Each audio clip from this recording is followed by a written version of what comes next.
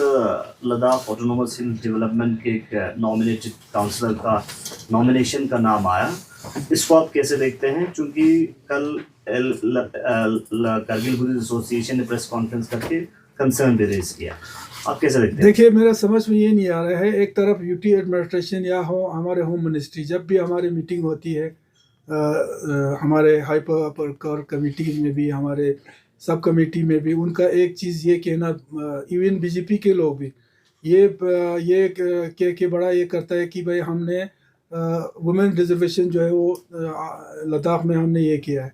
तो एक साइड से अभी ये लोग बोलता है हमने रिजर्वेशन दिया है वुमेन्स को, जबकि अभी तक उसका तो इम्प्लीमेंट भी नहीं है। दूसरे साइड से उन्हीं वुमेन्स का जो हक ऑलरेडी हमें हमारे जो कौंसल एक्ट में हमें दिया हुआ है, उनका जो हक जो है वो छीन रहा है। और दूसरी साइड से यूटी एडमिनिस्ट्रेशन हो या हमारे होम मिनिस्ट्री हो, हमेशा कौंसल की स्ट्रेंथन की बात कर रही है, इनको एम्पावर करने की बात कर रही है। और दूसरी साइड से प्रैक्टिकल ये है कि इसकी जो पावर है, इसकी जो चीज़ें हैं एक्ट में जो हमें लिखे हैं, वो सारी चीज़ें ख़त्म कर रहे हैं। तो ये बहुत ही एक अनफॉर्चुनेट एक बात है। आज ओथ है, मैंने खासकर एनसी के एज ए प्रेसिडेंट, मैंने अपने तमाम काउंसलर्स या एग्जीक्यूटिव काउंसलर्स हैं, उनको हमने ये हमारा डिसाइड हो गया है कि हम इस ओथ में नहीं जाएंगे, क्योंकि हम इस चीज़ का हिस्सा नहीं बन सकते जहाँ पे हमारे काउंसिल को कमज़ोर कर रहा है, जहाँ पे हमारे एक सेक्टर है, हमारे पूरा वुमेन जो सेक्टर एक ये है लद्दाख के, उनके हुकूक को जहाँ पे छीना जा रहा हो। एक्ट में क्लियर लिखा है कि ये जो 4 नॉमिनेशन है ये प्रिंसिपल माइनॉरिटी और वुमेन्स के लिए है। बेशक ये नहीं बताया कि कितना वुमेन्स के लिए है या कितना प्रिंसिपल माइनॉरिटी के लिए, लेकिन ये लिखा है कि 4 की 4 जो है वो आपके प्रिंसिपल माइनॉरिटी और वुमेन्स के लिए ये रिजर्व है, ये जो नॉमिनेशन है।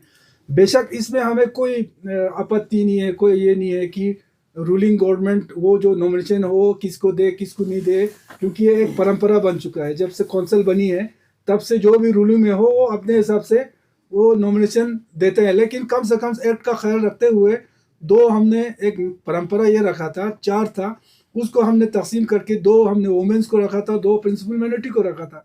बाकी जो है रूलिंग पार्टी जिसका भी आया हो, चाहे एज वेल स्टेट में जो भी गवर्नमेंट आया उन्होंने अपने हिसाब से दिया, तो हमें कोई उसके ऊपर आपत्ति नहीं है। जो 3 नॉमिनेशन उन्होंने दिया है बिल्कुल सही दिया है, एज पर जो रूलिंग पार्टी है उन्होंने दिया अपने हिसाब से। लेकिन इस तरह का एक्ट अगर करेगा तो एक तो कौंसल को जो दावा करता है कि कौंसल को हम एम्पावर कर रहे हैं, कौंसल का पावर ख़त्म कर रहा है, दूसरा दावा कर रहा है कि हम वुमेन्स को रिजर्वेशन दे रहा है, वुमेन्स को हम एम्पावर कर रहे हैं, तो उनका भी हुकूक छीन रहा है। और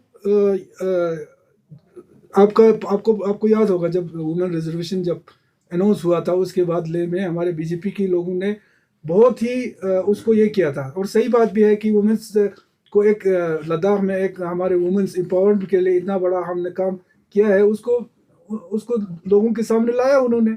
लेकिन आज चुप क्यों है? आज वुमेन्स के एम्पावरमेंट को तो ख़त्म कर रहे हैं ये लोग।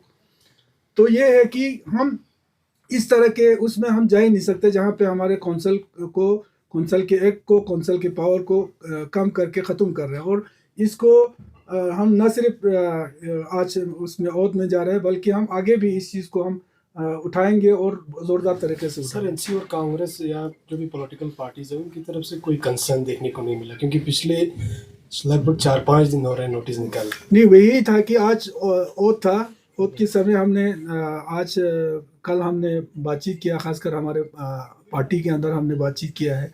तो हमें लगा कि भाई ये जो हमारे कौंसल एक्ट है, कौंसल को कमज़ोर करने की एक चीज़ है, और ख़ासकर हमारे जो एक तबका है जो हमारे जो माँ बहनें हैं उनके हुकूक छीन रहा है। तो आज एज ए प्रेसिडेंट मैं यहाँ पे अनाउंस कर रहा हूँ कि हमारा कोई इस ओथ में भी नहीं जाएगा, और इस चीज़ को हम सपोर्ट भी नहीं करेंगे, और बहुत ज़ोरदार तरीके से आने वाले दिनों में हम इसको चैलेंज भी करेंगे और ये उठाएंगे। सर, नेशनल कॉन्फ्रेंस कांग्रेस के कोलिशन इस कौंसिल में और तकरीबन 2.5 साल होने को है नेशनल कॉन्फ्रेंस के, तो क्या रहेगा सर? क्योंकि हमने ये शुरुआत में सुना था कि नेशनल कॉन्फ्रेंस और कांग्रेस बारी बारी कौंसिल चलाएंगे, तो आइंदा देखिए अभी ये कोलिशन को 2 साल हो गया है। जिस तरीके से हमने कोलिशन हमने किया था, ये कोलिशन हमने सिर्फ 2 पार्टी के बीच में नहीं किया था। 2 पार्टीज के उनके जो एहसासात है उनके जो ये है उनको भी देख के, सिर्फ उनको देख के भी नहीं किया था। ये कोलिशन करना उस वक़्त हमारे लिए इसलिए भी ज़रूरत था क्योंकि यूटी बनने के बाद एक ऐसा माहौल हमारे यहाँ बना था, उसमें हमको एक होके हमारे लद्दाख के जो इश्यूज़ है उसके लिए लड़ना बहुत ज़रूरी था। तो इसमें एक जो कोलिशन हमने बनाया उस वक़्त बहुत सारे जो ये बना हुआ था, माहौल बना हुआ था, उस हिसाब से ये कोलिशन बना। और कोलिशन का अपना एक जो उस वक़्त बना है, दोनों बैठ के कॉमन मिनिमम प्रोग्राम एक बना के पूरा लिखित में जो है एक वो बनाया, उस हिसाब से आज तक चल रहा है। और आगे जब भी टाइम होगा उस वक़्त इंशाल्लाह उसी हिसाब से जो भी होगा वो उस वक़्त पता चलेगा। सर, जो ड्राफ्ट होम मिनिस्ट्री को सबमिट करना था, ड्राफ्ट सबमिट हुआ है? और उस ड्राफ्ट में 4 पॉइंट एजेंडे के अलावा कौन कौन से नए जो डिमांड्स आप लोगों ने होम मिनिस्ट्री को रखा है? देखिए, ड्राफ्ट बनी है, केडीए ने अपना ड्राफ्ट बनाया है, आपके एपेक्स ने बनाया है, फिर दोनों ड्राफ्ट पे बैठ के हमारे लीडरशिप ने बहुत ही सीरियसली उसके ऊपर मंथन करके अब जो है वो दोनों ड्राफ्ट को जो है वो एक ही उसमें बना के इंशाल्लाह आने वाले दिनों में ये सबमिट भी होगा, पब्लिक डोमेन में भी होगा। और हमारे जो हमारे जो केडीए और एपेक्स के लोग हैं उनसे भी मशवरा किया जाएगा। और ये है कि बहुत ही सोच समझ के सिंसियरली सीरियसली हमारे जो मेन मुद्दे हैं, हमारे स्टेटहुड है और 6 शेड्यूल है, इन दोनों मुद्दों के इर्द गिर्द हमारा ड्राफ्ट बनेगा और इंशाल्लाह आने वाले कुछ दिनों में सबमिट भी होगा। और सबमिट होके इंशाल्लाह मुझे ये उम्मीद है कि थोड़ा टाइम एमएचए को भी वो लेंगे, क्योंकि इन सारी चीज़ों को एनालाइज करेंगे। उसके बाद मुझे उम्मीद ये है कि जो सब कमेटी का फिर मीटिंग बुला के, क्योंकि चीज़ें जो है सही तरीके से अगर डिस्कस हो के कहीं ये होगा वो हाई पावर कमेटी में होगा। तो इंशाल्लाह मुझे ये उम्मीद है कि बहुत जल्दी हमारे सब कमेटी में इसको डिस्कस करके हाई पावर कमेटी में इसको भेजेंगे। Thank you.